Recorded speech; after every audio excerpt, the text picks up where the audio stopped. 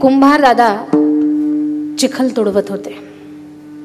त्यांना मातीपासून काही वस्तू बनवायच्या होत्या. चिखल तुडवून झाला, आता ते मातीला आकार देणार आहेत, तर चिखलाला आकार देणार आहेत. त्यांच्या पत्नीनं विचारलं, काय बनवणार आहात तुम्ही? त्यानं सांगितलं, सध्या चिलीमचा खूप जमाना आहे, मी चिलीम बनवणार आहे.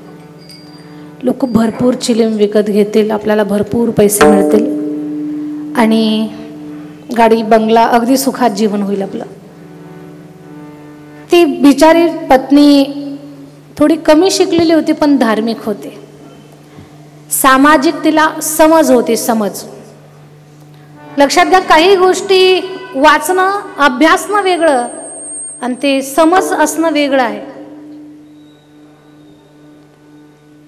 तिला खूप छान समज होती एक सामाजिक स्तरावरची.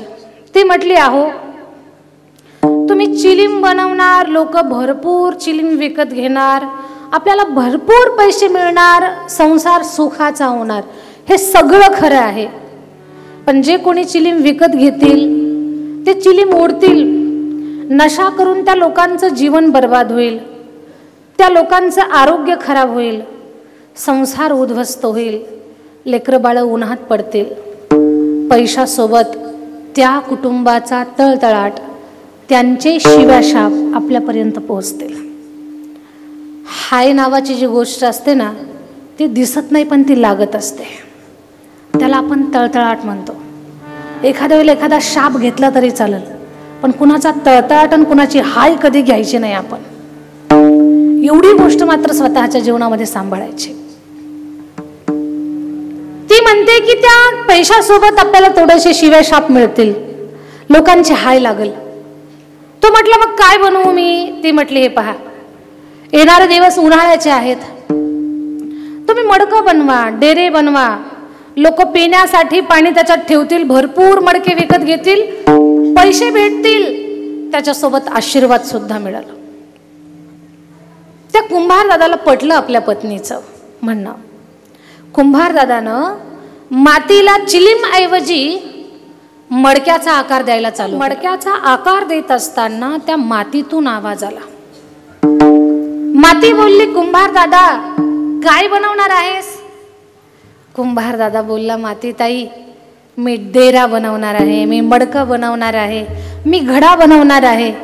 ए दादा, तू चिलीम बनवणार होता ना, आता तू का बरं डेरा बनवणार आहेस? कुंभार दादा बोलला, माती ताई बनवणार होतो चिलीम, पण आता डेरा बनवणार आहे. का? म्हणे माझा विचार बदलला, माझा विचार बदलला. माती बोलली, दादा तुझा विचार बदलला, पण माझं तर जीवनच बदललं. चिलीम झाले असते तर लोकांनी माझ्यात विस्तव भरला असता, ज्यानं मला ओठाला लावलं असतं त्याचं जीवन बर्बाद झालं असतं. दादा तू आता मला डेरा बनवणार आहेस, लोक माझ्यात थंड पाणी ठेवतील, जे पाणी पितील त्यांचं पोट शांत होईल, आरोग्य चांगलं राहील, मला आशीर्वाद मिळेल, माझ्यासोबत तुला सुद्धा आशीर्वाद मिळेल. संवाद संपला, दृष्टांतही संपला. या दृष्टांतातून एकच शिकायचं आहे, चिलीम बनवल्यावरही पैसे मिळतात आणि डेरा बनवल्यावरही पैसे मिळतात. पण चिलीम बनवून जर समाजामध्ये आपण विकली तर त्याच्यापासून पैशासोबत कुणाची तरी शाप हाय सुद्धा लागते, पण डेऱ्यासोबत कोणाचा तरी आशीर्वाद सुद्धा आपल्यापर्यंत पोहोचत असतो. जर डेरा मातीला आकार देत असताना जर कुंभार दादाची एवढी महत्वाची जबाबदारी आहे की बनवलेली वस्तू समाज हिताची आहे का समाज घाताची आहे, हे जर मातीच्या वस्तूला एवढं महत्व असेल, मग जिथे चालता बोलता पिंड या समाजाला द्यायचा आहे, त्याला घडवत असताना आईची किती मोठी जबाबदारी आहे त्याचा पण विचार करा. ज्या लेकराला कळतंय की आईच्या आठवणीत आपण कीर्तन केलं पाहिजे, जे लेकरू शिक्षक या पदासोबत, समाजसेवेसोबत, राजकारणासोबत, भजन सम्राट या पदावरती महाराष्ट्रभर लेकराचं नाव मोठं आहे, ज्या दादाचं नाव मोठं आहे, एवढा गुणवान सुपुत्र, गुणवान मुली या समाजामध्ये ज्या मातृशक्तीनं दिल्या, याचा अर्थ त्या माई माऊलीनं स्वतःची जबाबदारी सार्थपणे पार पाडलेली, सार्थपणे पार पाडली. प्रत्येक आई वडिलाला ही जबाबदारी कळायला हवी की मुलं फक्त त्यांनी आपल्याला म्हातारपणी सांभाळावं एवढ्या कारणासाठी लेकरं जन्माला घालायची नाही. माझं बोलणं वाईट वाटू देऊ नका, पण थोडासा विचार करा बोलल्यावर. मुलांनी म्हातारपणी आपल्याला सांभाळावं एवढ्या क्षुल्लक कारणासाठी लेकरं जन्माला घालायची नाही.